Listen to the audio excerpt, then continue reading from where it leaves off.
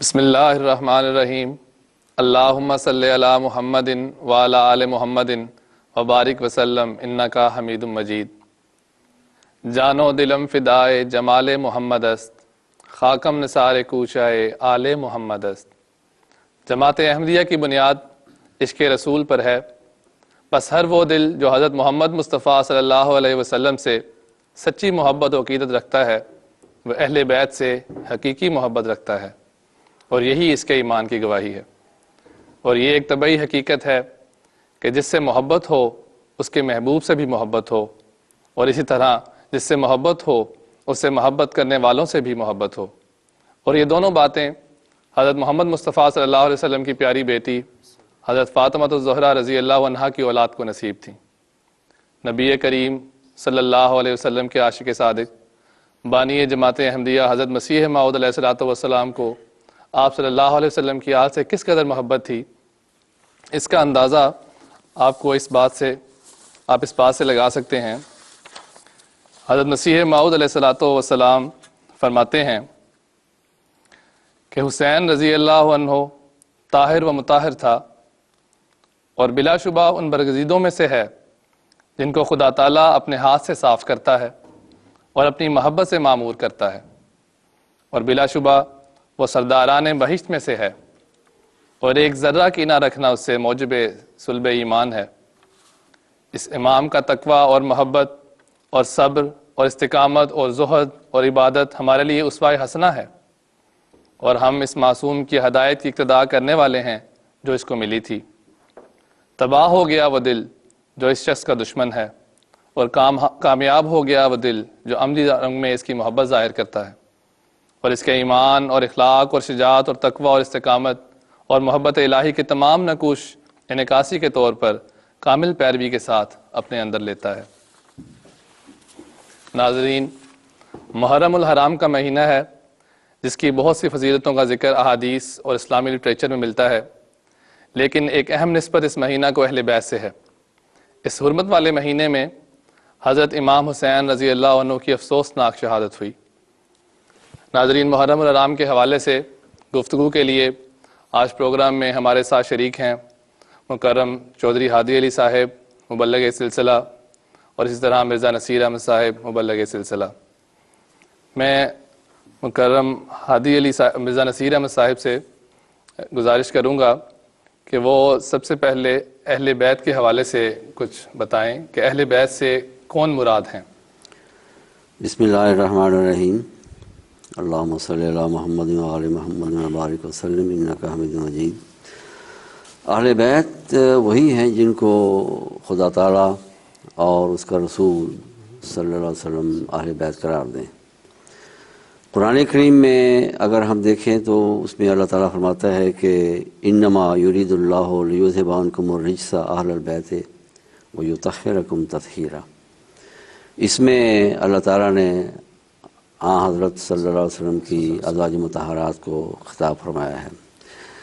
بہتر ہوگا کہ میں حضرت اقدس مسیح موعود علیہ الصلوۃ والسلام جو اس زمانہ کے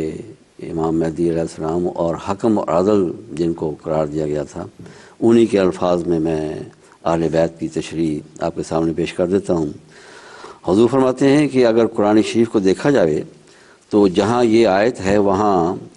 حضرت صلی اللہ علیہ وسلم کی بیویوں کا ذکر ہے۔ سارے مفسر اس پر متفق ہیں کہ اللہ تعالیٰ امہات المومنین کی صفت اس جگہ بیان فرماتا ہے۔ دوسری جگہ فرمایا ہے الطیبات للطیبین۔ یہ آیت چاہتی ہے کہ حضرت صلی اللہ علیہ وسلم کے گھر والے طیبات ہوں۔ ہاں، اس میں صرف بیویاں ہی شامل نہیں بلکہ آپ کے گھر کی رہنے والی ساری عورتیں شامل ہیں، اور اس لیے اس میں بنت بھی داخل ہو سکتی ہے اور ہے۔ اور جب فاطمہ رضی اللہ عنہ داخل ہوئیں تو حسنین بھی داخل ہوئے۔ یہ وہ تشریح ہے جو حضرت مسیح موعود علیہ السلام نے قرآن کریم کی بیان فرمائی ہے کہ اہل بیت کون مراد ہے قرآن کریم کے روح سے۔ لیکن خود حضرت صلی اللہ علیہ وسلم نے جس کو اہل بیت قرار دیا، ظاہر ہے کہ ہم بھی اسی کو اہل بیت قرار دیں گے۔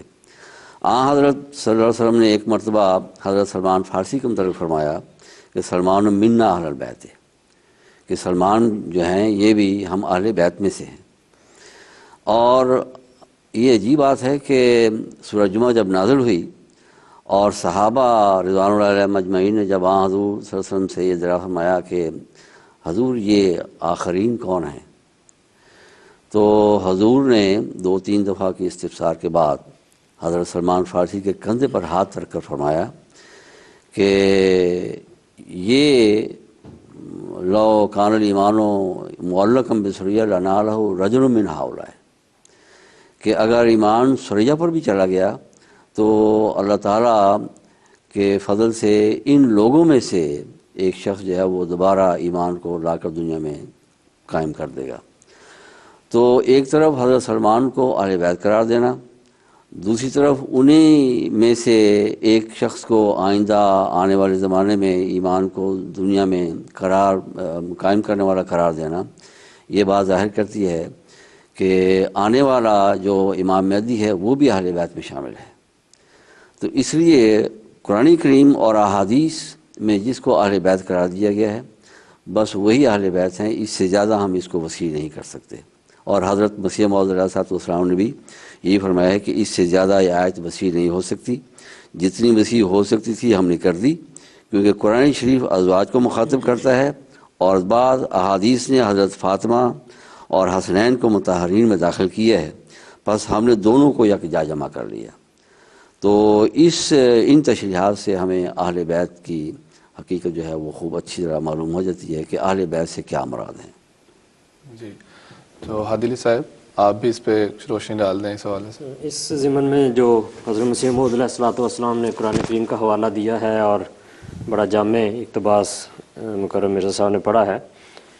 اس کے علاوہ بھی حضرت مسیح موعود علیہ السلام نے ایک جگہ اہل بیت کی بحث کی ہے جو حضرت نوح علیہ السلام کے بیٹے کے ذکر میں ہے، اور وہاں جو بحث ہے وہ یہ ہے کہ حقیقی اولاد بھی اگر ایمان کے لحاظ سے تابع دار نہ ہو اور ایمان کے لحاظ سے پیچھے ہو تو وہ بھی اہل بیت میں سے نکل جاتی ہے۔ چنانچہ حضرت نوح علیہ السلام نے جب اپنے بیٹے کے بارے میں کہا کہ یہ میرا بیٹا ہے اور اہل بیت میں سے ہے، تو اللہ تعالیٰ نے اس کا جواب یہ دیا کہ یہ نہیں ہے۔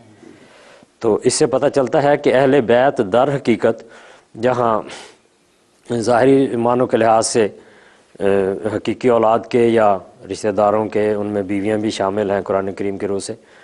تو ان کے علاوہ جو ایمان کے لحاظ سے قرب کا درجہ رکھتے ہوں وہ اہل بیت سے ہیں۔ چنانچہ حضرت سلمان فارسی رضی اللہ عنہ کا جو حوالہ آیا ہے وہ بھی اسی وجہ سے ہے کہ اہل فارس نے ایک ایمانی لحاظ سے بہت بڑی خدمت کرنی تھی، اور حضرت صلی اللہ علیہ وسلم کے ان فرمودات کی جو عملی شہادت ہے، ثبوت ہے، وہ اہل فارس نے دیا ہے۔ قرآن کریم کی، احادیث کی اور ایمان کے لحاظ سے جو اہل فارس نے خدمت کی ہے، حضرت امام بخاری رحمۃ اللہ علیہ دوسرے بزرگ ہیں، انہوں نے بہت بڑی خدمت کی ہے، اس لیے وہ آپ نے ان کو اہل بیت میں شامل کیا ہے۔ اور ایک اور حدیث ہے جو کنز العمال میں آتی ہے، جہاں پہ اہل فارس کا ذکر ہے، تو حضرت صلی اللہ علیہ وسلم فرماتے ہیں فارس و اسبۃ اہل البیت، یہ ہمارے اسبہ ہیں، فارسی ہمارے اسبہ ہیں اور اہل بیت ہیں۔ اور اس کی وجہ یہ ہے کہ جو اہل فارس بنو اسحاق سے ہیں، اور یہ یعنی صلبی لحاظ سے حضرت صلی اللہ علیہ وسلم نے بنو اسحاق سے حضرت ابراہیم علیہ السلام سے رشتہ بتایا ہے، اور جو ایمانی لحاذ سے تھا وہ اپنے ساتھ باندھا ہے۔ اور اسبا کا لفظ اس میں ایک پیشگوئی کے طور پہ، اسبا سے مراد وہ وارث ہیں جو ذوی الفروض کے بعد آتے ہیں، کہ اصل حقیقی وارث اگر نہ موجود ہوں جو براہ راست ورثہ لیتے ہیں تو پھر ان کے جو دوسری لائن پر ہوتے ہیں وہ آتے ہیں۔ تو فارس اس لحاظ سے چونکہ بنو اسحاق سے ہیں تو دوسرے بنے، اور ایمانی لحاظ سے وہ اسبا قرار پائے۔ تو اس میں بہت بڑی پیشگوئی تھی کہ حضرت صلی اللہ علیہ وسلم کا جو پیغام ہے، رسالت ہے، اس کی اشاعت اور اس کا جو بڑا کام ہے پھر بعد میں عرب سے نکل کر فارس میں آنا ہے، وہ ورثہ فارس نے قبول کرنا ہے، ذوی الفروض پیچھے رہ جائیں گے۔ تو اس لحاظ سے جو اہل البیت قرار دیا ان کو، یہ حضرت صلی اللہ علیہ وسلم کا بہت بڑا حقیقت افروز بیان ہے، جس کی شہادت یہ ہے کہ حضرت مسیح موعود علیہ السلام کے بارے میں جب حضرت صلی اللہ علیہ وسلم نے پیشگوئی فرمائی تو اس میں ماوراء نہر شہر کا ذکر آتا ہے اور خراسان کا بھی ذکر آتا ہے، اور یہ علاقے وہ ہیں جو فارس کے تھے۔ تو اس سے پتہ چلتا ہے کہ آنے والا وجود جو جس نے ایمان کو قائم کرنا تھا، آسمان سے لانا تھا، وہ اہل فارس میں ہے، اور وہ اہل بیت اس لحاظ سے آن صلی کے اس فرمان کے مطابق وہ اہل بیت میں سے ہے۔ تو یہ جو اہل بیت کی تشریح بنتی ہے، آخری زمانہ میں ایمان کے لحاظ سے جو آل بننے ہیں یا اہل بیت بننے ہیں، حضرت صلی اللہ علیہ وسلم نے بڑی وضاحت سے فرما دیا ہے کہ عرب سے نکل کر فارس میں آنا ہے، وہ اسبا بنیں گے۔ تو اب جو اہل بیت کی تشریح بنتی ہے وہ یہی ہے کہ مسیح موعود علیہ الصلوۃ والسلام اور مہدی موعود علیہ الصلوۃ والسلام یہ وہ پاک وجود ہیں جو حضرت صلی اللہ علیہ وسلم کی وراثت کو لینے والے اور پھر آگے تقسیم کرنے والے ہیں، اور یہی وہ نقطہ ہے جس پر امت کو اکٹھا ہونا چاہیے، اور رسول اللہ صلی اللہ علیہ وسلم کی تاکید تھی کہ اس کی بیعت کرو اور اس کے اہل بیت یعنی اس لحاظ سے بھی وابستگی رکھو جو محبت کا ایک تقاضا ہے اہل بیت سے، ایک طبی جذبہ ہے رسول کے صلی اللہ علیہ وسلم کے عشق کا کہ اہل بیت سے وابستہ ہونا ہے، اور جو اہل بیت کے ساتھ وابستگی کے ہیں وہ آگے انشاءاللہ باتیں بیان ہوں گی، غیر معمولی چیزیں ہیں جو بڑا عجیب واضح بات ہے۔ ہیں۔ بالکل اس طرح نہیں کہ حضرت مسیح موعود علیہ السلام کو اہل بیت سے بے پناہ محبت تھی، اور جب حضرت امام حسین رضی اللہ تعالیٰ عنہ کی شہادت ہوئی ہے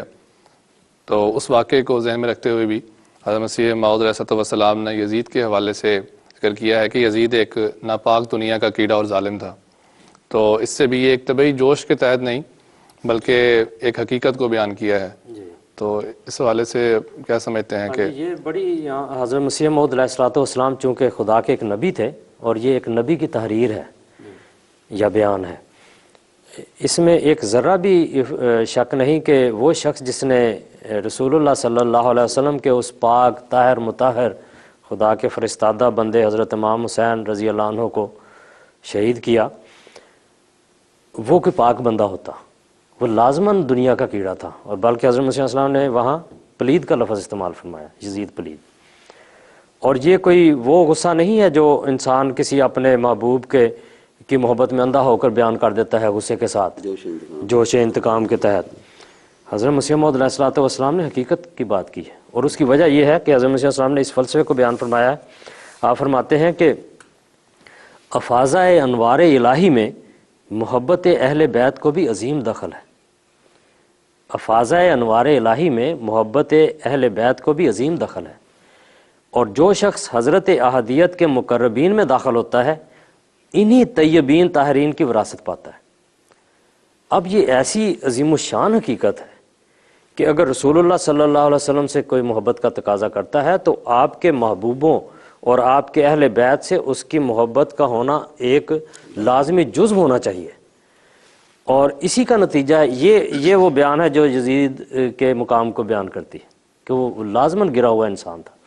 کیونکہ اس کی منطق یہ بنتی ہے کہ جو شخص اہل بیت سے محبت کرتا ہے وہ مقربین الہی میں سے ہے، جو محبت نہیں رکھتا وہ خدا تعالیٰ کا قرب نہیں پا سکتا۔ حضرت مسیح نے فرمایا کہ جو شخص حضرت احدیت کے مقربین میں داخل ہوتا ہے انہی طیبین طاہرین کی وراثت پاتا ہے، تو جو ان سے محبت نہیں کرتا وہ خدا کا قرب نہیں پاتا، اور لازمی بات ہے جو دشمنی کرے وہ اس کا مقام کیا ہے؟ وہ لازماً خدا کا دھتکارا ہوا ہے، خدا سے دور ہے، اس کے اندر گند ہے۔ اسی وجہ سے حضرت مسیح موعود علیہ الصلوۃ والسلام نے بڑی وضاحت سے فرمایا، جو آج جس کا حوالہ آپ نے بتایا ہے،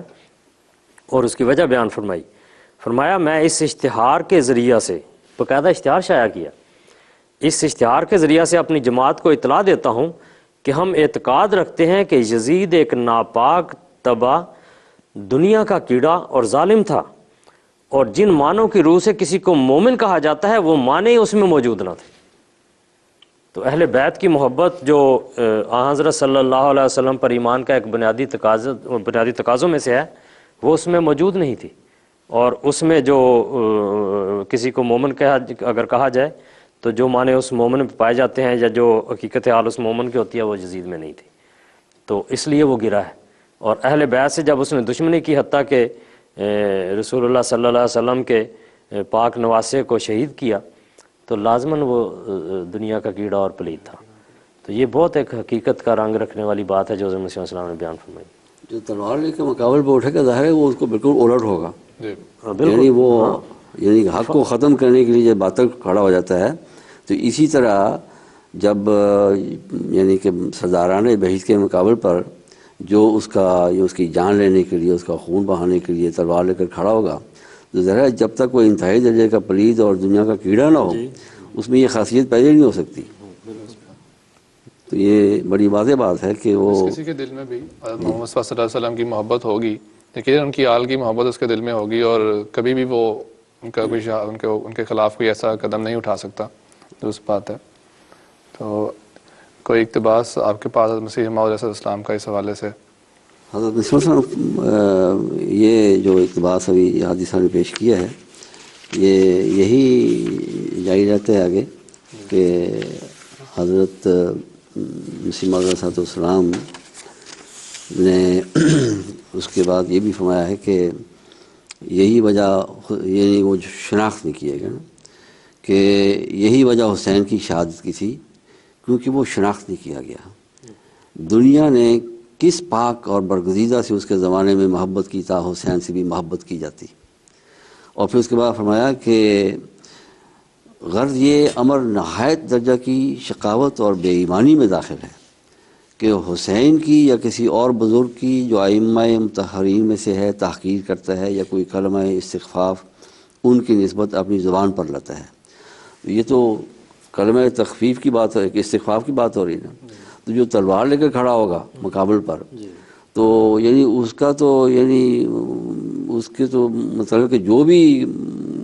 برے سے برے الفاظ کہے جا سکتے ہیں یعنی اس میں مبالغہ ہو ہی نہیں سکتا کہ وہ ایک یعنی پاکوں کا جو سردار ہے اس کے نواسے پر جب وہ حملہ آور ہوتا ہے اس کی جان لینے کے لیے تو ظاہر ہے کہ اس کے اندر جب تک وہ صفت ابلیس نہ ہو اس وقت وہ یہ اس قسم کی اس کو جرأت ہو ہی نہیں سکتی ہے. وہی نا فاضہ انوار الہی سے جب وہ دور ہوتا ہے یا اس کے بالکل مخالف سمت میں ہے تو یقیناً وہ شیطان کی گود میں ہے یا شیطانی اعمال اس سے سرزد ہوں گے. شیطان کا ایجنٹ بن کے وہ کام کر رہا ہے. اس من میں جس طرح کہ ہم دیکھتے ہیں کہ حضرت مسیح موعود علیہ السلام نے اپنے ایک الہام کا ذکر فرمایا ہے. آپ فرماتے ہیں کہ یہ اہل فارس کے حوالے سے ہے کہ وہ کس طرح اہل بیت میں سے ہیں. آپ فرماتے ہیں کہ سلمان منا آل البیت، یہ آپ کو الہام ہوا مسیح علیہ السلام کو، اور فرمایا کہ یعنی سلمان کے نام سے مجھے اہل بیت میں داخل کیا ہے. تو اس کے اوپر کچھ بتائیں گے کہ کس طرح یہ سلسلہ تو وہی ہے اہل بیت والا جو اہل فارس سے آتا ہے. تو دراصل جو حضرت مسیح موعود علیہ السلام نے جس طرح بیان فرمایا ہے اپنے اہل بیت ہونے کا فارس کے ناطے سے، وہاں عملی طور پر خونی رشتے بھی حضرت مسیح موعود علیہ السلام کے حضرت صلی اللہ علیہ وسلم سے ملتے ہیں. مثلا حضرت مسیح موعود علیہ السلام کی بعض دادیاں اور نانیاں وہ سادات میں سے تھیں. تو اہل فارس میں سے حضرت مسیح موعود علیہ السلام کے آباء و اجداد میں سے بعض لوگوں نے سادات میں شادیاں کی. تو اس طرح حضرت صلی اللہ علیہ وسلم کا خونی رشتہ بھی حضرت مسیح موعود علیہ السلام میں منتقل ہوا. اور جو اس لحاظ سے یعنی وہ جو قریش والا خون تھا یا بنو ہاشم والا خون تھا سادات والا حضرت صلی اللہ علیہ وسلم کا، وہ حضرت مسیح موعود علیہ السلام میں آ کر آپ کو اہل بیت میں داخل کیا. اور جو اصل ہے پہلو اہل بیت کا وہ حضرت صلی اللہ علیہ وسلم نے دراصل حضرت سلمان فارسی رضی اللہ عنہ کو اپنے اہل بیت میں داخل کر کے یہ بتایا ہے کہ اصل پہلو ایمان والا ہے. چنانچہ حضرت مسیح موعود علیہ السلام نے یہاں حضرت امام حسین کے حوالے سے ہی اس بات کو بیان فرمایا. آپ فرماتے ہیں اس میں کسی ایماندار کو کلام ہے کہ حضرت امام حسین اور حضرت امام حسن رضی اللہ عنہما خدا کے برگزیدہ اور صاحب کمال اور صاحب عفت اور عصمت اور ائمۃ الہدیٰ تھے، اور وہ بلا شبہ دونوں معنوں کی روح سے حضرت صلی اللہ علیہ وسلم کی آل تھے، یعنی خون کے لحاظ سے بھی اور روحانی وراثت کے لحاظ سے بھی. اور یہی وہ پہلو ہے جو حضرت مسیح موعود علیہ السلام میں بھی آیا کہ جب حضرت صلی اللہ علیہ وسلم نے یہ فرمایا کہ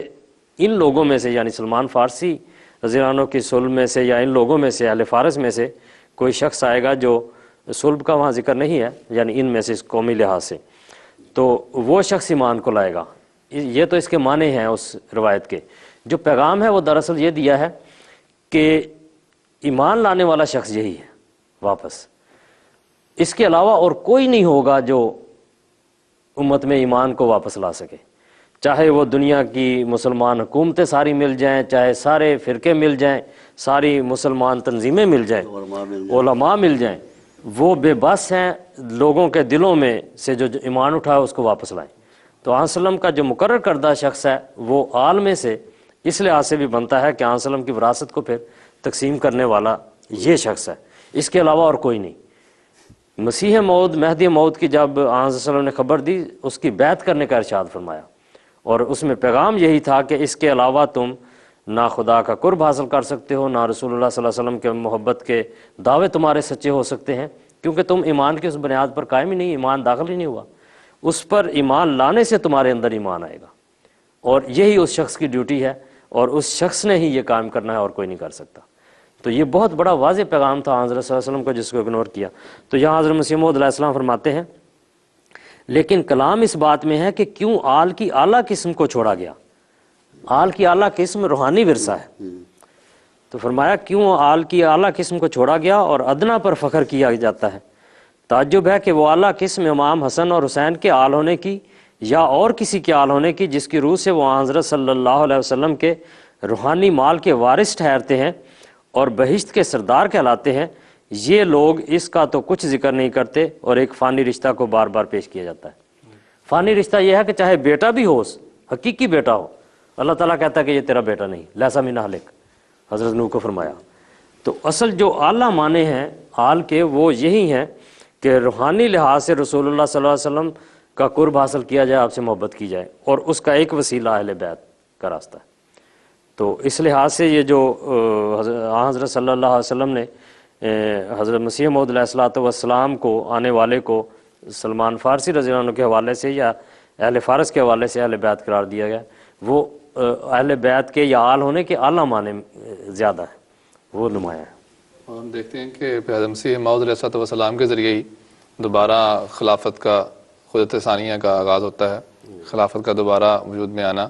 اور ایک پتہ خلافت کا سلسلہ جو منقطع ہو گیا تھا وہ دوبارہ حضرت مسیح موعود علیہ الصلوۃ والسلام کے بعد ہی اور ان کے آنے سے ہی دوبارہ خدا تعالیٰ کی خلافت جو ہے وہ اس دنیا میں قائم ہوتی ہے۔ اس حوالے سے بھی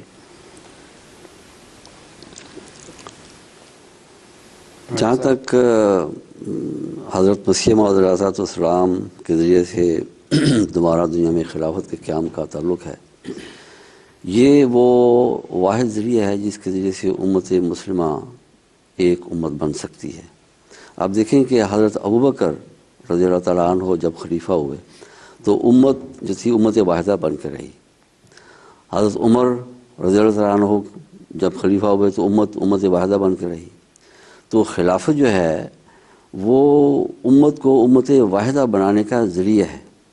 کیونکہ جب امام ہوگا تو اس کے پیچھے جماعت ہوگی، اور جماعت کی تعریف یہ ہے اس کا ایک امام ہو۔ جب امام نہیں ہے تو پھر جماعت بھی نہیں ہے، اور اگر جماعت واقعی موجود ہے تو یہ ثبوت ہے اس بات کا کہ اس کا ایک امام ہے جس کی وجہ سے وہ جماعت ہے۔ تو حضرت مسیح موعود علیہ السلام کے ذریعے سے دوبارہ دنیا میں جو خلافت کو قائم کیا گیا ہے، جیسا کہ حضرت صلی اللہ علیہ وسلم نے فرمایا تھا کہ ثم تکون خلافت علی منہاج النبوۃ ثم سکت، کہ پھر اس کے بعد آخر میں پھر یہ خلافت جو ہے علی منہاج النبوۃ قائم ہوگی، جس طرح رسول اکرم صلی اللہ علیہ وسلم کی وفات کے بعد خلافت علی منہاج النبوۃ قائم ہوئی، اسی طرح آنے والے مہدی کے دور میں یعنی اس کی وفات کے بعد خلافت جو ہے وہ دوبارہ علی منہاج النبوۃ قائم ہوگی۔ تو اس مسیح موعود کے ذریعے سے جو جماعت قائم ہوگی وہ دنیا کو امت واحدہ بنانے کا ذریعہ بنے گی۔ تو سب سے پہلا پیغام تو بہرحال ہمارا امت محمدیہ کے لیے ہے، کیونکہ سب سے پہلا حق تو امت محمدیہ کا ہے کہ وہ جو پہلے ہی ایک یعنی ایسے رسول کی امت ہے کہ جو ساری دنیا کے لیے مبعوث ہوا تھا، تو اس لحاظ سے اس امت کا سب سے پہلا حق ہے کہ اس کو یہ پیغام دیا جائے کہ وہ ایک امت بن کے دکھائیں۔ اگر امت کے ایک حصے کو اہل بیت سے اگر پیار ہے تو دوسرے حصے کو بھی اہل بیت سے پیار ہونا چاہیے، اور اگر دونوں ہی اہل بیت سے پیار کا، محبت کا دعویٰ کرتے ہیں تو پھر اس کا ایک لازمی نتیجہ یہ بھی ہونا چاہیے کہ وہ ایک ہوں، کیونکہ دونوں کا محبوب ایک ہے۔ امت کے ایک حصے کا محبوب اہل بیت ہیں، دوسرے حصے کا بھی دعویٰ ہے کہ ہمارے بھی محبوب اہل بیت ہیں۔ اب سوال یہ ہے کہ دونوں کا محبوب ایک ہے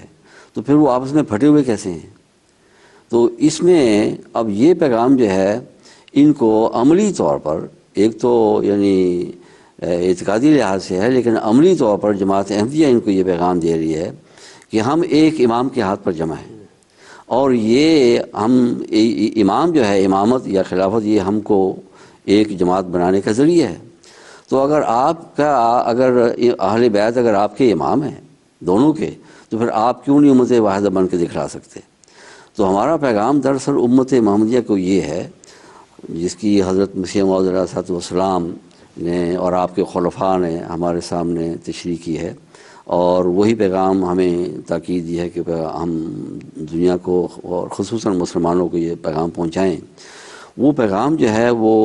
ان کو ہم پہنچا رہے ہیں، ہمارے خلفاء بھی پہنچا رہے ہیں، اور ان کے جو غلام ہیں وہ بھی آگے پہنچا رہے ہیں، اور انہی الفاظ میں ہم پہنچانے کی کوشش کرتے ہیں کہ جن الفاظ میں ہمارے خلفاء نے وہ ارشادات فرمائے۔ میں اس میں سے ایک دو اقتباس آپ کے سامنے پیش کرتا ہوں۔ حضرت خلیفۃ مسیح رابع رحمہ اللہ تعالیٰ نے ایک دفعہ، یہ 1994 کی بات ہے، اپنے خطبہ میں جو خصوصاً محرم کے حوالے سے ہی آپ نے ارشاد فرمایا تھا، آپ نے فرمایا کہ میں تمام اہل اسلام کو ان احمدیوں کی وساطت سے جو اس خطبے کو سن رہے ہیں، میں یہ پیغام دیتا ہوں کہ یہ محرم کے دنوں کو آپس میں ایک دوسرے کے ساتھ دلی محبت پیدا کرنے کے لیے استعمال کیا کریں۔ آپ نے فرمایا کہ جب تک حضرت اقدس محمد مصطفیٰ صلی اللہ علیہ وسلم کے عشق کو اور آپ سے سچی محبت کو تمام امت کو باہم باندھنے کا ذریعہ نہ بنایا جائے، اس وقت تک امت کے مسائل حل نہیں ہو سکتے۔ سب ہی حضور کی محبت کا دعویٰ کر کے ایک دوسرے کے خلاف نفرت کی تعلیم دیتے ہیں، اور یہ سلسلہ بڑھتے بڑھتے 72 حصوں میں امت کو تقسیم کر گیا، اور آج تک ان کو ہوش نہیں آئی۔ پس جماعت احمدیہ کو حضور صلی اللہ علیہ وسلم کی محبت کا پیغام اس رنگ میں امت کو دوبارہ دینے کی ضرورت ہے جس رنگ میں پہلی بار دیا گیا تھا۔ اب یہ ایک خلیفہ کی آواز ہے، حضرت خلیفۃ مسیح رابع رحمہ اللہ تعالیٰ امت مسلمہ کو خطاب فرما رہے ہیں، اور پھر آپ فرماتے ہیں کہ قرآن کریم نے جو دلوں کے باندھنے کا ذکر فرمایا ہے وہ اللہ کی نعمت کے ساتھ دلوں کو باندھنے کا ذکر فرمایا ہے۔ اللہ بین قلوبکم جہاں فرمایا تھا، اور اللہ کی نعمتوں میں سب سے بڑی نعمت محمد رسول اللہ صلی اللہ علیہ وسلم تھے، اور حقیقت یہ ہے کہ آپ ہی کی محبت نے ایک دوسرے کے دشمن قبائل کو یکجان کر دیا تھا۔ وہ جو ایک دوسرے کی جان کے دشمن تھے وہ بھائیوں کی طرح بلکہ ان سے بھی بڑھ کر جان نثار کرنے والے دوست بن چکے تھے۔ اب یہ اہل بیت کی کیسی محبت ہے، ہمیں یہ بات ہمارے خلفاء نے سمجھائی ہے، اور ہم آگے یہ بات پہنچا رہے ہیں کہ ایک سادہ سی بات ہے اور آسانی سے سمجھ میں آ سکتی ہے کہ آپ دونوں اہل بیت سے، یعنی کہ سنی بھی شیعہ بھی، سارے اہل بیت سے محبت کا دعویٰ کر رہے ہیں اور آپس میں پھٹے ہوئے ہیں۔ یہ کیسی محبت ہے، اور کس سے محبت کر رہے ہیں کہ جو آپس میں تو ایک تھے اور انہی کے محبت کا دعویٰ کر رہے ہیں؟ تو عجیب یہ اقتباس ہے۔ حضور فرماتے ہیں کہ پس مرکز مدینہ نہیں تھا، مرکز محمد رسول اللہ صلی اللہ علیہ وسلم تھے۔ مرکز مکہ نہیں تھا، مرکز محمد رسول اللہ صلی اللہ علیہ وسلم تھے۔ جہاں کہیں آپ جاتے تھے وہیں مرکز منتقل ہوتا تھا۔ تو آپ فرماتے ہیں کہ یہی وہ نقطہ تھا جو صحابہ کے عشق نے ہمیشہ کے لیے ہم پر حل کر دیا کہ محمد رسول اللہ صلی اللہ علیہ وسلم کے مرکز سے محبت اور آپ کی ذات میں اکٹھے ہونے کا نام ہی اسلامی وحدت ہے۔ یہ ہے خلافت کا مقصد، کہ خلافت جو ہے وہ امت میں وحدت پیدا کرنے کے لیے دوبارہ قائم کی جائے گی حضرت مسیح موعود علیہ السلام کے ذریعے سے۔ اور یہی ہم پیغام اپنے ان بھائیوں کو دے رہے ہیں کہ ہم نے خلافت کی یہ برکت دیکھی ہے کہ ہم خلافت کی برکت سے ایک ہاتھ پر جمع ہیں، ایک امام کے ہاتھ کے اٹھنے پر اٹھتے ہیں، ایک امام کے ہاتھ کے نیچے ہونے پر ہم بیٹھتے ہیں، اور یہی ذریعہ ہے کہ جس کے ذریعے سے ان میں اتحاد پیدا ہو سکتا ہے۔ حضرت مسیح موعود علیہ الصلوۃ والسلام کیا جہاں تک یعنی تعلق ہے کہ آپ پر یہ ایمان لائیں گے تو یہ امت واحدہ بن سکتے ہیں، حضرت قدس مسیح رابع رحمہ اللہ تعالیٰ نے کو یہ بھی فرمایا ہے کہ جہاں تک حضرت مسیح موعود علیہ السلام پر ایمان لانے کا تعلق ہے، اگر یہ ایمان نہیں بھی لانا چاہتے تو جو ہدایات آپ نے دی ہیں جب تک وہ ان ہدایات پر عمل نہیں کریں گے ان میں یہ اتحاد پیدا نہیں ہو سکتا۔ اگر ایمان نہیں لانا تو کم از کم باتوں کو تو مان لو تاکہ وہ جو ظاہری کی وحدت ہے وہ تو پیدا ہو جائے۔ چنانچہ آپ آخر میں یہ فرماتے ہیں کہ حضرت مسیح موعود علیہ السلام پر ایمان لانا اب تمہارے اختیار کی یا ہاں یا نہ کی بات نہیں رہی۔ امر واقعہ یہ ہے کہ سچا ایمان جن رستوں کی طرف بلاتا ہے ان رستوں سے انکار خودکشی کے مترادف ہو جایا کرتا ہے۔ تم انکار کرو گے بھی تو باتیں وہی ماننی پڑیں گی جو مسیح موعود کہتے ہیں۔ ان باتوں سے بہتر باتیں تمہارے فرشتے بھی سوچ نہیں سکتے، کیونکہ یہ خدا کا کلام ہے۔ محمد رسول اللہ صلی اللہ علیہ وسلم کے ذریعے آپ کی برکتوں سے حضرت مسیح موعود علیہ السلام کے دل پر نازل ہوا ہے۔ جو وحدت کے راستے آپ نے بتائے ہیں ان کے سوا اور کوئی وحدت کا راستہ نہیں ہے، بس اس راستے سے آؤ یا اس راستے سے آؤ، بس اس راستے سے آؤ یا اس راستے سے آؤ، طوعاً آؤ یا کرہن آؤ۔ تمہیں مسیح موعود کی اگر بیعت نہیں کرنی تو باتوں کو تو لازماً ماننا پڑے گا، اور اگر نہیں مانو گے تو اسی طرح بٹے رہو گے، اسی طرح ایک دوسرے کے خلاف نفرتوں کی تعلیم دیتے رہو گے، نفرتوں کی منادی کرتے رہو گے، اور ہر سال بجائے اس کے کہ محرم امت محمدیہ کو ایک کرنے کا عظیم الشان نظارہ دکھائے، ہر سال یہ محرم آپ لوگوں کو اور زیادہ متفرق کرتا چلا جائے گا، آپ کے دلوں کو اور زیادہ کاٹتا چلا جائے گا۔ یہ پیغام ہے جو خلافت کے ذریعے سے امت محمدیہ کو آج دیا جا رہا ہے۔ اور آخر میں آپ نے یہ فرمایا کہ پس ان باتوں پر غور سے کان دھرو، ان کو اپنے دلوں میں جگہ دو، یہی ایک راستہ ہے امت کو دوبارہ وحدت کی لڑیوں میں پرونے کا راستہ ہے، اس کے سوا اور کوئی راستہ نہیں ہے۔ بس یہ ہم نے تو خلافت کی یہ برکت دیکھی ہے، اور یہی برکت ہے جو دنیا میں تقسیم کرنے کے لیے حضرت مسیح موعود علیہ السلام تشریف لائے ہیں کہ آپ نے دنیا کو خلافت جو ہے وہ عطا فرمائی، یعنی اللہ تعالیٰ نے عطا فرمائی، آپ کے ذریعے سے عطا فرمائی، اور وہ خلافت جو ہے وہ سب سے پہلا پیغام تو باہر امت محمدیہ کے لیے ہے کہ یہ وحدت کی لڑی میں پروئی جائے، اور پھر یہ ساری امت جو ہے باقی دنیا کو امت واحدہ بنائے، اور جو مقصد ہے مہدی موعود علیہ السلام کی بعثت کا وہ پورا ہو۔ ناظرین، حقیقی اور سچی درمیانی راہ وہی ہے کہ حضرت صلی اللہ علیہ وسلم نے جس رنگ میں بھی تعلق باندھا، خواہ وہ خون کا رشتہ تھا یا نہیں، اس سے بے ساختہ دل میں پیار پیدا ہو، اور یہ سچی علامت ہے انسان کے ایمان کی اور حضور صلی اللہ علیہ وسلم سے حقیقی وابستگی کی۔ بس اللہ تعالیٰ محرم کے دنوں کو وہ دن بنائے جب تمام عالم اسلام اہل بیت کی قربانیوں کی یاد میں اکٹھا ہو جائے، آمین۔ آخر پر خاکسار محترم ہادی علی چودھری صاحب مبلغ سلسلہ اور مرزا نصیر احمد صاحب مبلغ سلسلہ کا مشکور ہے کوئی یہاں تشریف لائے۔ حاضرین کرام، اجازت دیجیے، السلام علیکم ورحمۃ اللہ وبرکاتہ۔ جزاکم اللہ حسن الجزا۔ اللہ حسن الجزا۔